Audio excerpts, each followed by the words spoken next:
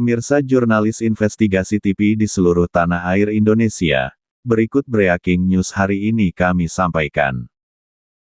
Pesawaran, Lampung, Jumat tanggal 15 Desember tahun 2023. Badan Pusat Statistik BPS Kabupaten Pesawaran tuai protes dari Ahmad Nurdin, warga desa Sidodadi Kecamatan Y5, merupakan salah satu peserta yang akan direkrut menjadi mitra untuk kegiatan survei dan sensus, yang dilaksanakan pada tanggal 12 November tahun 2023. Nurdin protes pada BPS Pesawaran, yang dituding tidak transparan dalam melakukan perekrutannya. Menurut Nurdin, BPS telah sengaja menghilangkan namanya dari daftar peserta yang diterima sebagai mitra dalam kegiatan survei dan sensus yang dilaksanakan BPS Pesawaran. Pastinya saya tidak bisa terima keputusan dari BPS Pesawaran, yang tanpa dasar dan alasan telah menganulir saya, sebagai peserta yang diterima pada kegiatan tersebut, ucap Ahmad Nurdin, di kantor Forum Masyarakat Pesawaran Bersatu Pesawaran, dalam rangka melaporkan masalahnya tersebut. Ahmad Nurdin Muhayyad, Bang.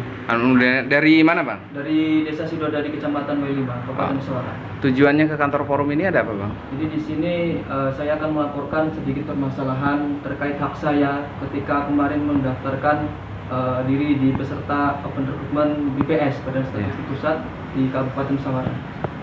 Jadi di situ saya merasa ada kejanggalan karena berdasarkan data yang saya terima dari pusat itu saya statusnya diterima. Cuman di dashboard akun saya itu dikasih keterangan ditolak.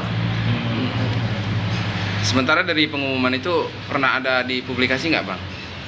Kalau pengumuman itu hanya sebatas lembaran file, pun itu hanya orang-orang yang tertentu yang mengetahui. Artinya itu mungkin file rahasia. Seperti itu. Jadi keluhannya mempertanyakan hak saya gitu. Karena kan sistemnya itu penerimaan itu sistemnya dari pusat. Dari pusat itu diturunkan setiap kabupaten-kabupaten. Dan saya mendaftarkan diri di kabupaten. Ketika di pusat ada, kemudian kok di kabupaten tahu hilang namanya ya. Terus kok saya bisa mengetahui itu data dari mana? Itu data dari orang BPS itu sendiri. Itu terkait gitu. Jadi sebelumnya sudah ada konfirmasi belum di BPS ya terkait ini, Bang? Saya menanyakan dengan Pak Septa di situ kalau nggak salah selaku admin atau operator BPS, Pak Septa itu. Kemudian jawabannya dari pihak BPS apa? Jawabannya itu alasannya bahwasanya yang kamu daftar itu tidak terlalu banyak kuota atau penuh. Nah, yang saya pertanyakan kalau penuh kenapa saya diterima?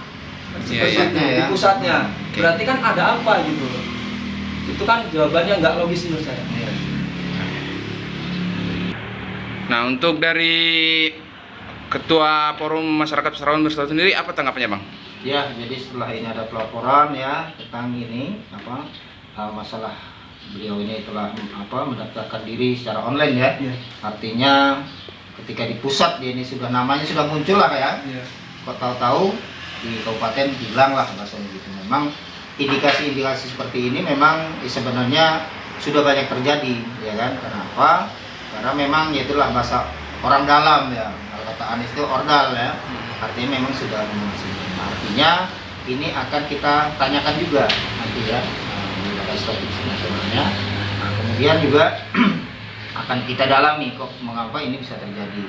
Nah, karena memang ya sekarang ini kita sama-sama tahu lah ya masalah sensus kependudukan, masalah ini nggak pernah beres ini dari tahun ke tahun nggak pernah beres-beres. Karena apa? Mungkin ya kayak gini dari awal perekrutan saja memang itu tadi mungkin orang-orang yang berkompeten seharusnya memang bisa diterima di situ digantikan dengan orang-orang dalam tersebut yang punya link lah ya. Ya artinya karena dia tidak berkompeten maka juga data yang disampaikan ya kan nggak juga bonafit ya kan. Kemudian dikelola juga mungkin di kantor itu pengelolaan datanya juga nggak baik mungkin kan. Nah istilahnya inilah yang menjadikan kenapa data statistik itu selalu tidak akurat mungkin. Nah ini akan kita dalami.